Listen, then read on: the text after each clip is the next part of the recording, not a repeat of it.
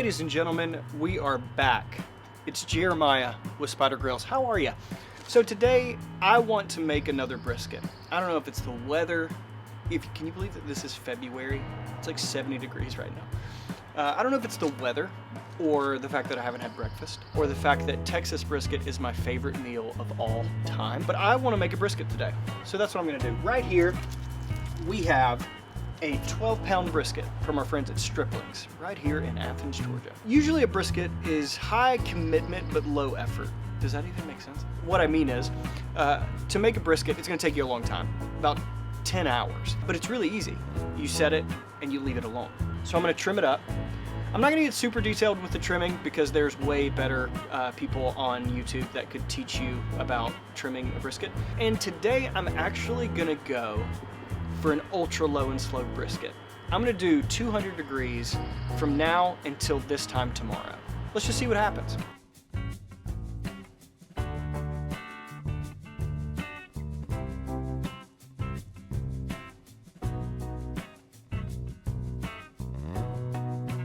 I'm gonna let this thing sit at room temperature for an hour before I put it on the grill. But when you're trimming the fat off of the meat, you definitely want it to be chilled. It's just easier to handle all the fatty tissue that you're trying to get rid of. And the goal here is to get the fat around the brisket to be about a 1/4 inch. It's just too thick like this. So I want to trim it all down before I throw this thing on the grill and before I put our rub on it. Some parts of the brisket just aren't gonna cook well.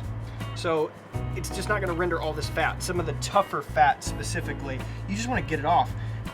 So when you're trimming it down, you can tell the tougher parts are the ones you're really going after. Fat right there. We want this out of here. So I'm all carved up. My brisket is ready for the rub. So what kind of rub are we doing? Well, my favorite brisket is a Texas style brisket. There's only 2 ingredients when you're making a Texas brisket: salt and pepper. Just a little coarse salt and pepper, 50-50 blend. So I'm gonna mix these together in a cup, kind of a moderate coating. I don't wanna overdo it, but I want enough to where this thing is generously coated in some salt and pepper.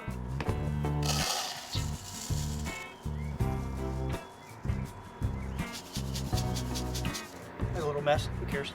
So I'm gonna put a glove on my left hand so I can rub in, so I can pat down some of the rub and get it good and deep in the meat.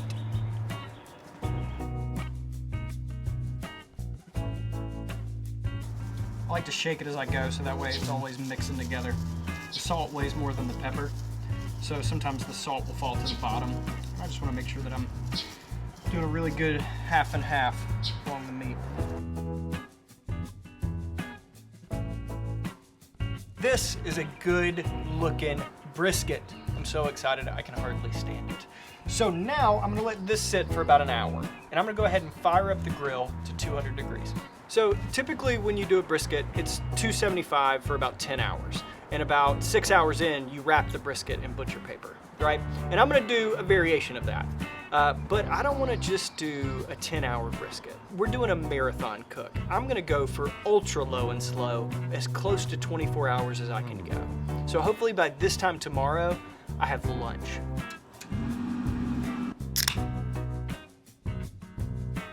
So I always like to use a drip can whenever I'm using the Spider-22 because it's easy and it just gives you a reason to drink a beer, as if you need another one. But when I'm cooking a brisket, I also like to use a water tray. So I fill this thing up with water and I stack it on top of the smaller grate that comes with the Weber 22, and I'm gonna place it directly under the brisket.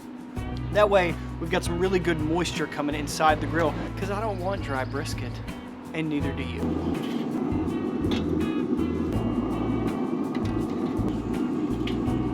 Okay, it's go time. The grill's sitting pretty at 200 degrees and this brisket is ready to go. Let's throw it on the grill. I want to put the temperature probe about an inch away from the meat. So the hard part's done. Well, actually the hard part is probably the waiting. And now we do that. So I'm gonna let this sit at 200 for 6 hours. Whenever that happens, I'm gonna come here, I'm gonna wrap the meat in butcher paper, I'm gonna wrap it tight, I'm gonna let it sleep overnight without touching it. I'm not gonna bother the brisket. Until then, I'll see you soon. Back at the office, the sun is setting, but it's been going for 6 hours. So I put it on around noon. It is, I think it's time we wrap this puppy. You wanna take a look at it? Let's take a look at it first.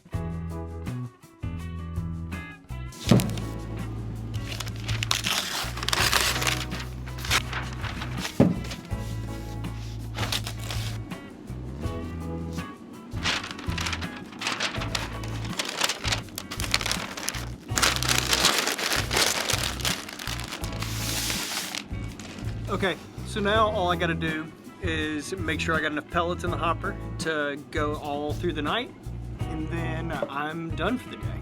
I get to go home and dream about my brisket that's gonna be here before I know it. Okay, so here we are the next day, 22 hours. Let's see how we're doing. We have a cooked brisket. So I'm gonna take it off, let it sit for about 2 hours, and then let's see what we got. It's been 2 hours. I'm tired of waiting. I gotta see what we got. Oh, baby. Yeah.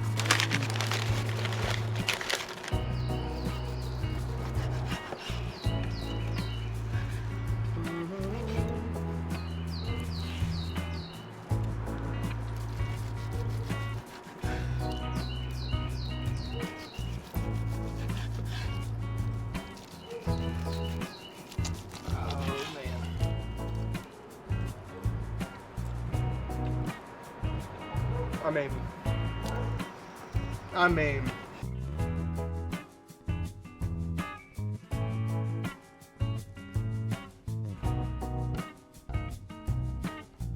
I gotta be honest, I'm my own hero today, if I can be totally honest with you.